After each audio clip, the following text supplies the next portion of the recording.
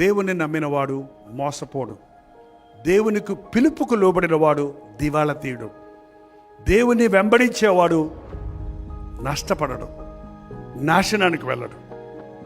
నా వెంబడి రండి, నేను మిమ్మల్ని మనుష్యులను పట్టు జాలలుగా చేస్తాను. ఈ లోకం అనే సముద్రంలో అనేక మంది మనుషులు కొట్టుకుపోతున్నారు, అనేక మంది మునిగిపోతున్నారు, అనేక మంది నాశనం అయిపోతున్నారు. అట్టి వారికి రక్షకుడున్నాడు, ప్రాణం ఇచ్చిన ప్రభువు ఉన్నాడు.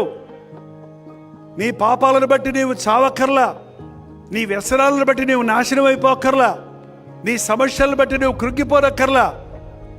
నీ కొరకు ప్రాణమిచ్చిన యేసు ప్రభు కృంగిన వారిని లేవదీసేవాడు, బలహీనులను బలపరిచేవాడు, పాపులను క్షమించేవాడు అన్న సత్యమైన స్వచ్ఛమైన సువార్త ప్రకటించడం చాలా ప్రాముఖ్యమైనది. అదే పని చేసుకుంటూ ముందుకు సాగుతున్నాను. యేసు నామము ఎరుగని చోటలకు వెళ్ళి ఇంకా మరణం వరకు సువార్త ప్రకటించాలని ఆశిస్తున్నాను. ఈరోజు జైపాల్ ఇలాగ ఉన్నాడంటే ఆ రోజు ఆయన పిలుపుకు లోబడి ఈ రోజు వరకు ఆయన అడుగుజాడల్లో నడవటం మూలానే.